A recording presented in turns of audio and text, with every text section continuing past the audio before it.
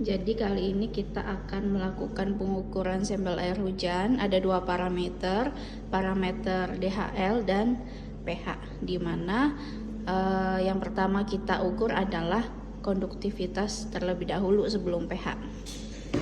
Kenapa? Karena dikhawatirkan ketika kita melakukan pengukuran pH terlebih dahulu, sampel yang dari bekas elektrodanya itu dia berpengaruh terhadap hasil dari konduktivitasnya. Jadi kita disarankan untuk melakukan pengukuran konduktivitas terlebih dahulu. Nah, untuk pengukuran konduktivitas kita ada dua kalibrasi.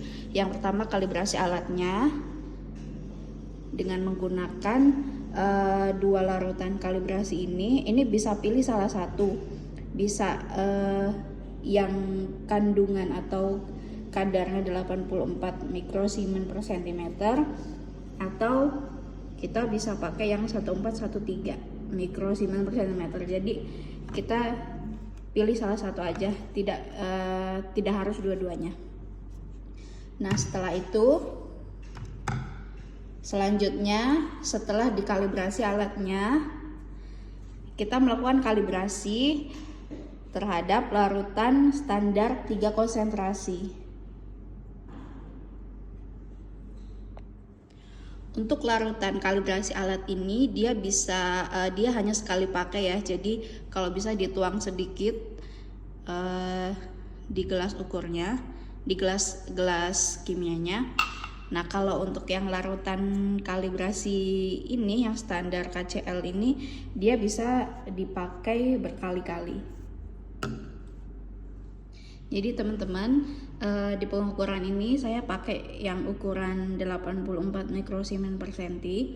Ini saya tuangkan, saya pakai gelas ukur 50 mili.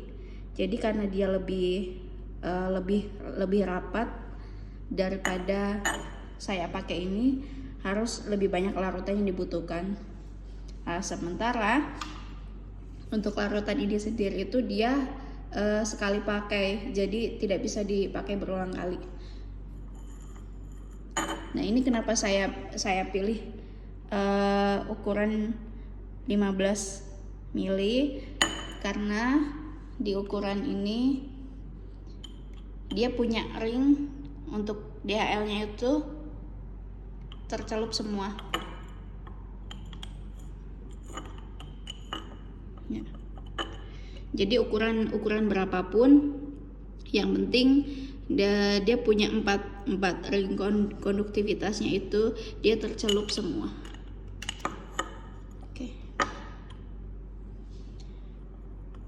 Oke, setelah dimasukkan, kita nyalakan alatnya.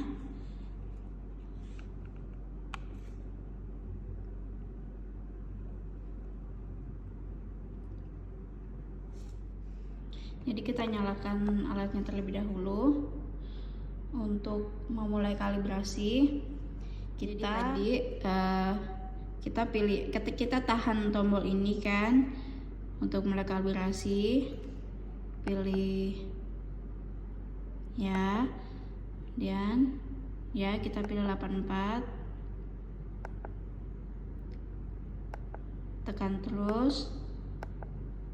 Sudah, baru kalau misalnya kita mau memulai kalibrasi, itu kan tadi settingnya udah selesai nih. Kita mulai kalibrasi dengan menekan cal.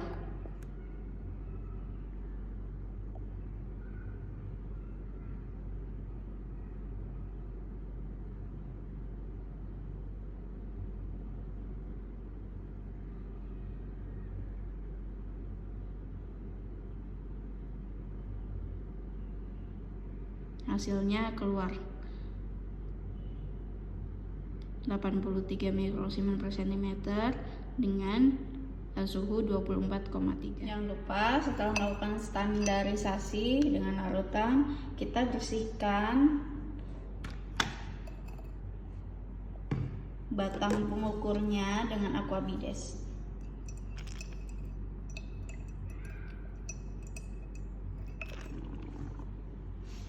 Setelah itu diusap dengan tisu.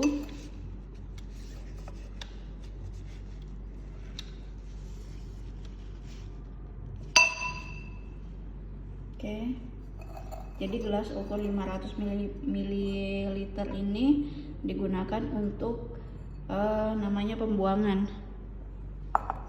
Nah, selanjutnya adalah kita melakukan pengukuran larutan standar 3 konsentrasi. Konsentrasi 1, 2, dan 3. Ini nggak usah dituangkan di gelas ukur manapun, jadi kita tinggal memasukkan ini di sini. Ini bisa dipakai berkali-kali. Ya. Ini sudah saya buka.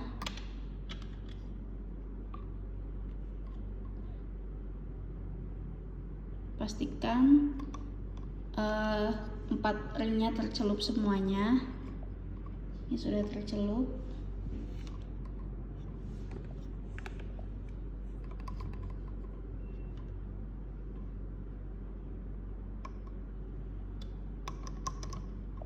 Setelah itu kita mulai mengukur.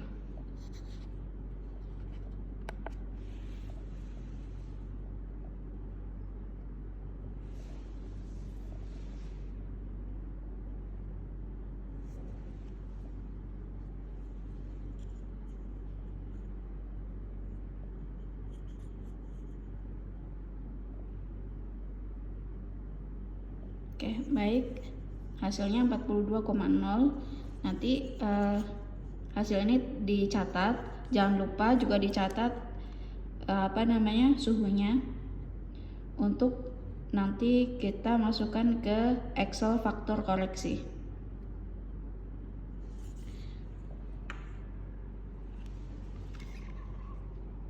Ini sudah.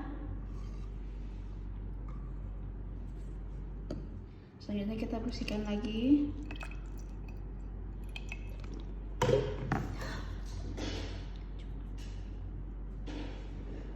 Selanjutnya pengukuran larutan standar 2. Ini sebenarnya sudah dibersihkan ya guys ya. Oke, lanjut. Auto.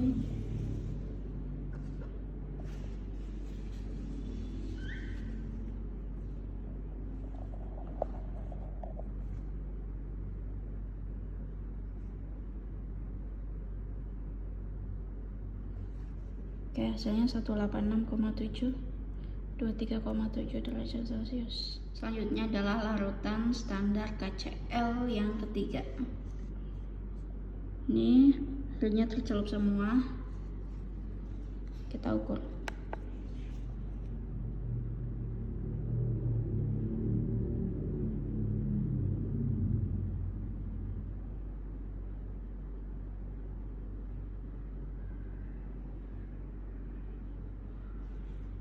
Oke, hasilnya 358, 24,3. Nah, setelah melakukan kalibrasi alat dan kalibrasi dan menggunakan larutan standar KCl, selanjutnya kita bisa melakukan pengukuran sampel. Ini adalah sampel air hujan.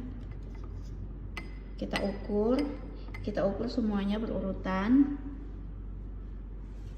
Jangan lupa ketika hasilnya sudah keluar, kita catat hasil, satuan, dan suhunya.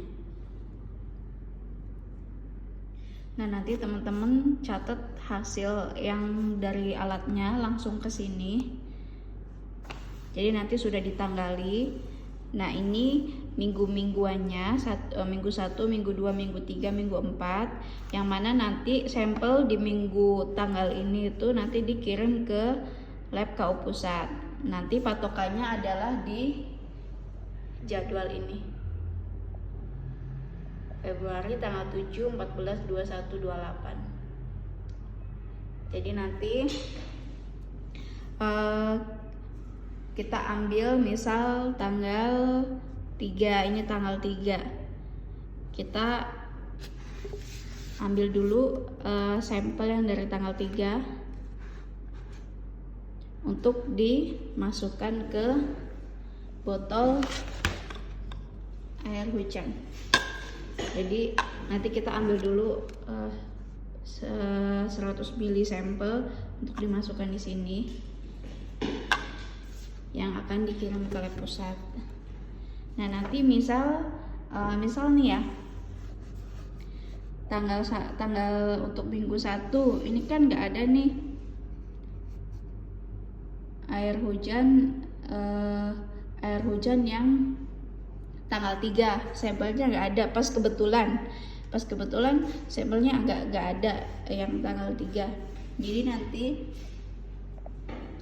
nanti teman-teman cek dulu nih di tanggal sekian itu di curah hujan penangkar ops yang di shelter itu dia ada hujan nggak. Kalau misalkan ada hujan sementara sampelnya nggak ada, jadi nanti teman-teman akumulasi dari sampel di minggu sebelumnya,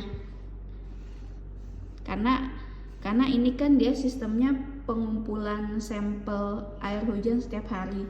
Jadi misal di tanggal 3 ini nggak ada sampel, sementara di laporannya ada hujan, berarti kita ambil sampel air hujan, kita kolek sampelnya dari minggu yang ada di sini yang ada hujan.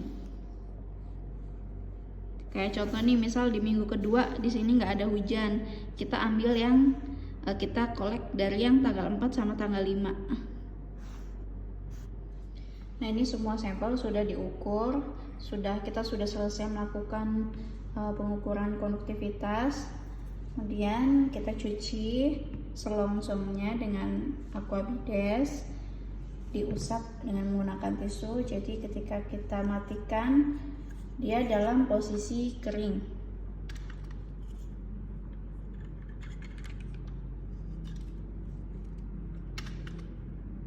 Ya. Dan kita exit, tekan dan tahan tombol exit untuk mematikan. Nah, selanjutnya adalah pengukuran air hujan parameter pH. Terlebih dahulu kita kalibrasi alat pH-nya dengan menggunakan buffer pH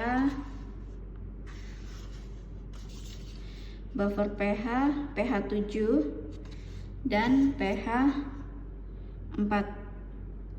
Nah, untuk pengukuran pH ini kita pakai kedua larutannya, jadi kita pakai dua-duanya. Kalau yang konduktivitas kan cuma salah satu aja, kalau ini dua-duanya.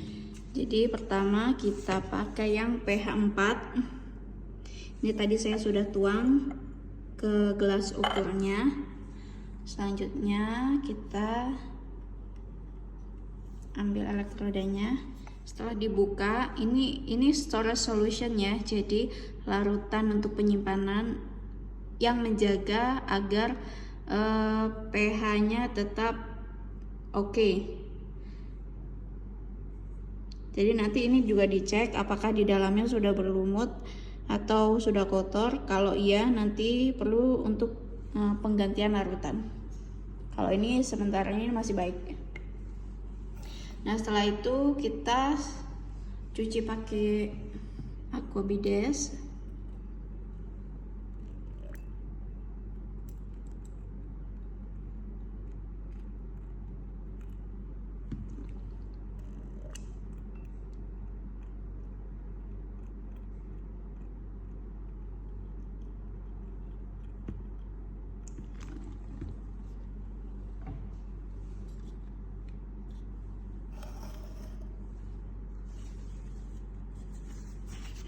Setelah itu diusap dengan tisu.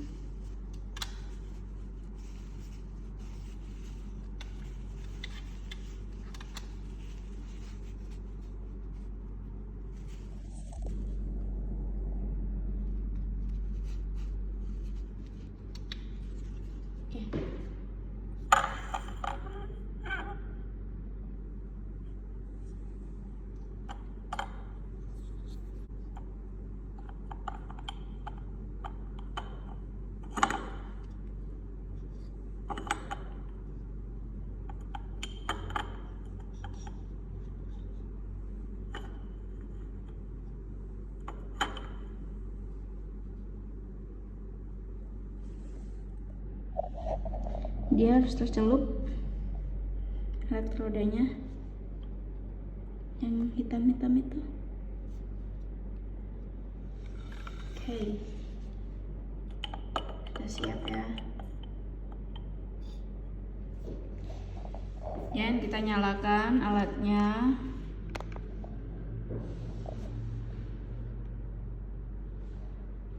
Alatnya sudah menyala.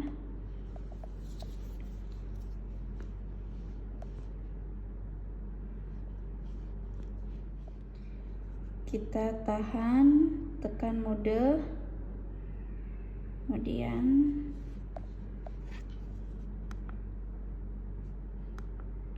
kita pilih suhu 25.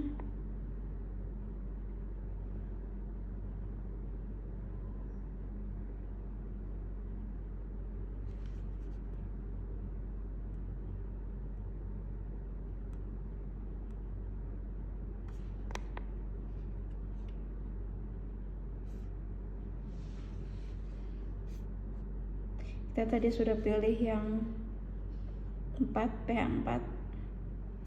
Selanjutnya kita tekan jam.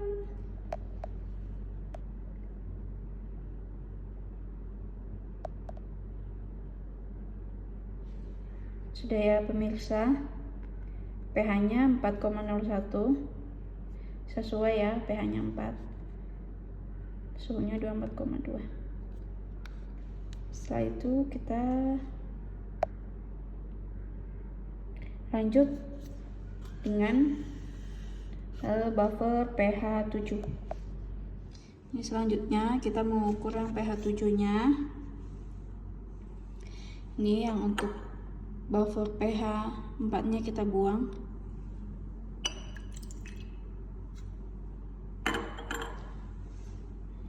Kita cuci dengan aqua bides.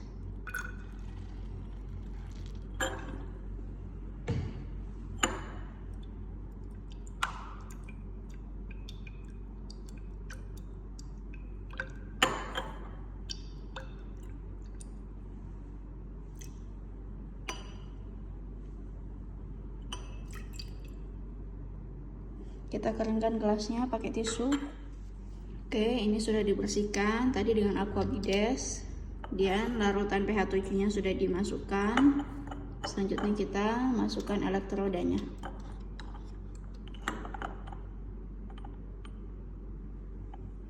Oke, tercelup semua. Dan kita balik lagi ke alatnya. Ini kalibrasi, langsung kalibrasi guys.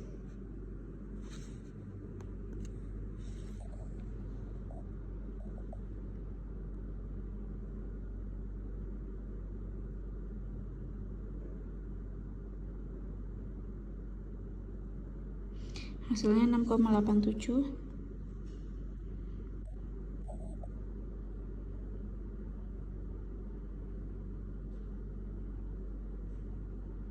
Ya, kita kalibrasi ulang tadi.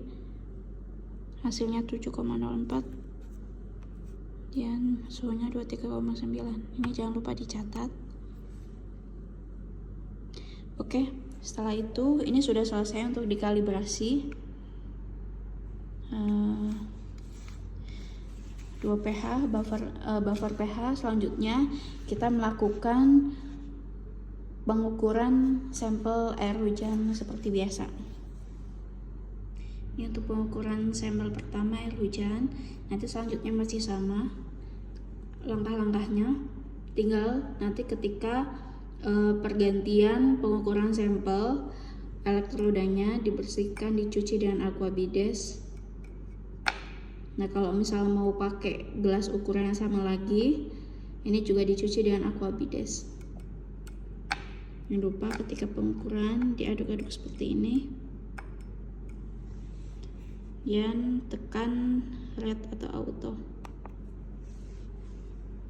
Diaduk-aduk seperti ini. Dan tekan red atau auto.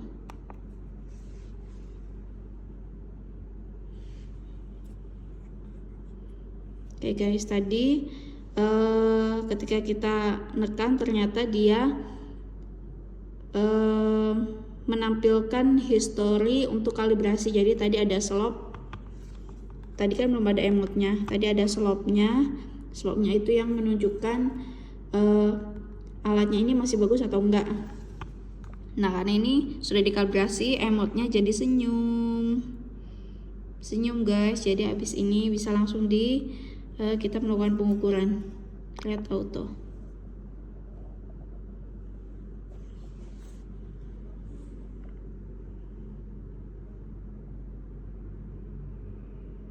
Nah guys, jika ini salah satu dari bagian QC data yang dihasilkan langsung dari alatnya, jika dihasilkan pengukuran pH-nya di atas 8 atau 8, nanti mohon diulang lagi pengukurannya, karena tidak mungkin sampel air hujan itu dia sifatnya sangat basah ya, atau di atas 8 atau 8. Jadi nanti di QC kalau misalnya hasilnya 8, nanti dilakukan lagi pengukuran sampai hasilnya di bawah 8, paling nggak 7. Kenapa? Karena biasanya untuk sampel yang nilainya sampai 8 atau 8 lebih itu dia yang sifatnya basah, seperti sampel misal dia airnya itu air deterjen atau air sabun, itu bisa nyampe segitu. Tapi dengan kondisi air hujan di Kota Sorong itu, jika kita memunculkan informasi dengan nilai pH 8 itu sangatnya nggak mungkin, dan itu kan nanti harus kita pertanggungjawabkan kalau misalkan kita menginformasikan bahwa pH air hujan di Kota Sorong itu 8. Begitu ya guys. Jadi nanti kalau misalkan di angka 8 kita ukur ulang. Padahal bisa jadi nilai 8 itu muncul dikarenakan dari human error atau dari analisnya, atau bisa jadi juga karena dari kesalahan langkah-langkahnya, bisa jadi juga dari alatnya. Tapi kalau tadi kita sudah kalibrasi dan slopnya menunjukkan alatnya masih baik-baik saja, jadi faktor dari alatnya itu bisa diabaikan karena kondisi alatnya masih oke. Nah, ini selesai sudah pengukuran DHL dan pH untuk sampel bulan ini. Jangan lupa kita tekan dan tahan tombol exit untuk mematikan. Oke, sudah off. Setelah itu jangan lupa kita masukkan kembali storage solution ke dalam larutan ke dalam elektrodenya. Oke, jadi setelah selesai pengukuran dan kita sudah mencatat hasil pengukurannya di lembar pengukuran, selanjutnya kita isi di Excel faktor koreksi. Di sini kita masukkan pH-nya 7, 4, kemudian nilai slop tadi yang kita dapatkan dari history di alatnya. Setelah itu kita masukkan sampelnya, kita isi yang ada tulisan di isinya ya. Kita tulis kode sampelnya itu sesuai dengan tanggal, kemudian pH-nya berapa tadi yang dari alatnya, suhunya juga berapa dimasukkan. Ini pakainya titik ya, bukan koma. Nah, setelah itu nanti di sini di rumusnya sudah keluar hasil pH sebenarnya. Jadi dari faktor koreksi suhu ini dihasilkan nilai pH-nya. Sudah. Kemudian sama juga dengan yang DHL. Yang DHL juga sama. Jadi nanti kita isi di sini standar KCL1 tadi berapa, standar KCL2 berapa, diisi. Kemudian setelah itu di sini nanti hasilnya keluar nilainya.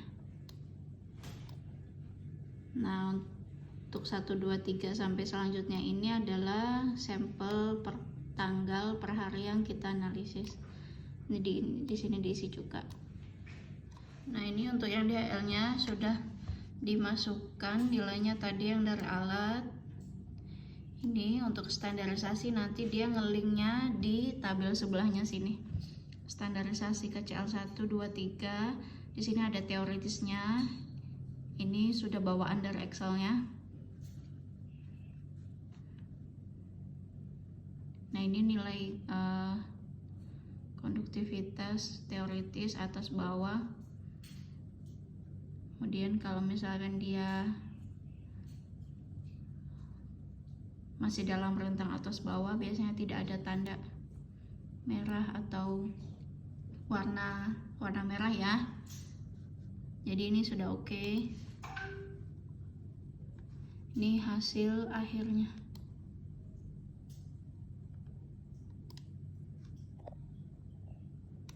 Nah, nanti teman-teman yang habis melakukan analisis jangan lupa untuk mengisi